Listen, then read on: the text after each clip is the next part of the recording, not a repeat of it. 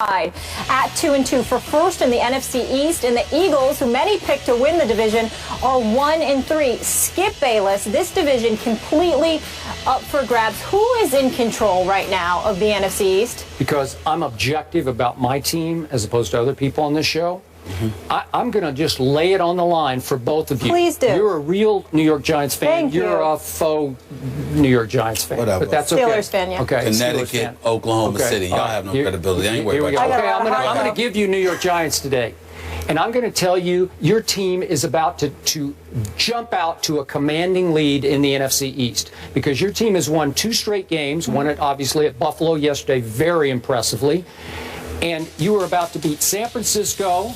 You're about to go to Philly and win. You're going to beat my Cowboys at home. You're going to go to New Orleans and win, and you go to Tampa Bay and win. And you're going to open up at 7-2, a 3 or whatever it'll be, 3 or 4 game lead over the rest of the field in the NFC East. My Cowboys, I'm sorry, I'm just going to be honest about it. They're about to lose to Tom Brady. They're about to lose at the Giants. They're about to lose to the Seahawks at home. And I think, because the Eagles do owe them one now, I think they'll lose to the Eagles, who always play well at Jerry World. Obviously, the Eagles owe them, the Seahawks owe them from last year, and the Giants owe them from opening night, a game the Giants should have won and couldn't close that deal. That was an accident waiting to happen for Eli. So my point is, my Cowboys are about to plummet to 2-6. Can they climb out of that hole if Romo comes back all the way down the schedule for the Dolphins game? I just don't know, because I think they're going to wind up 3-6 going to the Dolphins. And then I don't know what's going to happen from there. Your Giants are going to have such a commanding lead. Could they go 3-3 down the stretch as my Cowboys win their last 7? Because that's what it's going to take to catch the Giants. Skip Bayless, I'd love to disagree with you. Actually, I'm lying. I wouldn't at all. I'd love to agree with you, and I do. Because I think that the Giants could have the potential to run away with this division, not just for all the things that you mentioned, even though you left out the fact that they got the worst passing defense in the NFL right now. They got to address that, because they rank 32nd in yards allowed in the passing game. And the fewest sacks in the NFL, exactly. 5. So the combination of you not getting to the quarterback, combined with some holes in your secondary, I don't think leaves the Giants in a really strong position. But I will tell you this: one of the reasons, or 2 of the reasons I have, we can go to all 3. Philadelphia Eagles, I mean, let's face reality. They look like a shell of what they're supposed to be. There are 9 quarters out of the first, 14, 15 in the NFL that Chip Kelly has gone scoreless. His teams are going scoreless. I mean, it's just an absolute travesty right now. I think he's got like 3 points in the, outside of the New York Jets game. He's got like 3 points in the first half. I mean, it makes no sense whatsoever. I don't know what the hell's going on in Philadelphia. He clearly made too many changes. He was doing things, trying to be the Lone Ranger and do things his way, and it's costing him right now. Let's look at that. Then we look at the Redskins. I like what I'm seeing from the Redskins. I loved what I saw from Kirk Cousins yesterday, because I certainly don't believe in him when the bright lights are on. But he showed up yesterday in a big-time moment, and he deserves to be commended for that. That touchdown to Pierre Garçon, that drive itself, I think he did some good things, remained composed, didn't throw any interceptions. A couple of risky throws he did to the side that made me a bit nervous. But outside of that, I thought he did a really good job. Where I lose it with the Redskins is their schedule. Your next 2 road games are at Atlanta and at the New York Jets. I could see the Redskins potentially losing both games.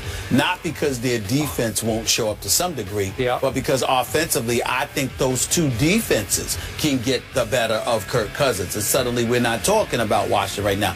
The Redskins deserve a lot of credit. I love what I see when they run the ball effectively. I think they're a different team. When they run the ball a lot, I think they're a different team.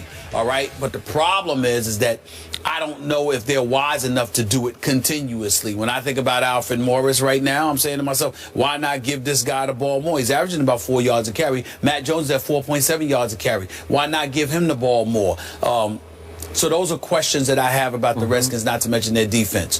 When I look at the Giants, what they're doing, their defense, despite their struggles in the passing game, their defense has been surprisingly solid for the most part. It has. When I look at Victor Cruz and the fact that he hasn't played yet, and they've been able to do what they've been able to do offensively, three-headed monster in the backfield. Then you got Odell Beckham Jr. with Ruben Randle having stepped up. The offensive line not as anemic as it has been in the past, and you have an experienced quarterback. There's a lot of Dwayne Harris, a nice new piece. That's right. There's a lot of people. That's right. There's a lot of people that don't believe in Sam Bradford. The jury is still out on Kirk Cousins, even though you and I don't believe that's the case. We believe he's allergic to the bright lights. Okay, and of course Brandon Whedon is their quarterback for the Dallas Cowboys, even though he did not play badly. But the point is, if I got to bet my money, this Eli Manning, who's Mr. Steady. I mean, this dude hasn't missed a start in practically a decade. He plays every game. He's there. He's all-reliable. And I think when you look at it from that perspective, you got to roll with the Giants right now as to them being the biggest threat to knocking off the Cowboys in the NFC East in terms of division champions. Do you agree with me they're about to take a commanding lead in the division? I think they'll continue to win. I would say so, because I think that the Redskins could potentially lose their next 2 games, and I definitely think that Dallas is going to lose to New England. So I don't want to say commanding, because the Giants started out 0-2, so they got some ground to make up. Plus they lost to Dallas along the way, so they have some ground to make up. But do I think that the Giants can find themselves in first place at some juncture in the immediate future? Yes, I do. I'm talking about sole possession in first place. Yes, I can see that. I'm going to be much bolder. I'm just looking at the next 5 games for each of the teams. Now, Dallas has a bye, so only 4 games will be played in the 5-week stretch. The Giants are going to win 5 in a row, which would make it 7 in a row. So that would make them 7-2. Washington will lose at Atlanta, at the Jets, and then in 2 more weeks at New England. So they've got 3 out of 4 games that they could lose and will lose, I think. So they'll go 4-5 in this stretch. Then Philly has 3 winnable games in their next 5, and I think they're not terrible. They're just not what we thought they were going to be. They're not a team. They're a different team in the second half, The Philadelphia Eagles have a lot of talent. I don't know why they start so slow. The Philadelphia Eagles have a lot of talent. Let's be clear about that. But they're not a team. As constructed, it doesn't make sense to have those pieces together if you want to do what Chip Kelly says he wanted to do. So I'm still going to give them 3 of their next 5. That would make the Giants 7-2.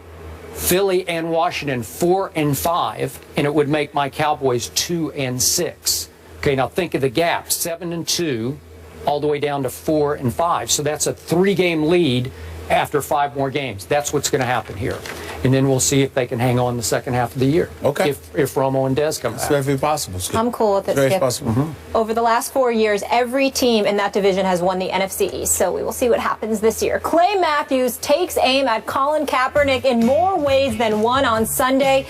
Was it fair to call out San Fran's quarterback? We'll discuss that next. And we're here for your Monday motivation. Stephen A. is fired up to respond to Kevin Durant, and Skip has a strong response to his guy from Vandy beating the Raiders. Check out our Instagram page right now so you can see everything we're touching on at the desk today.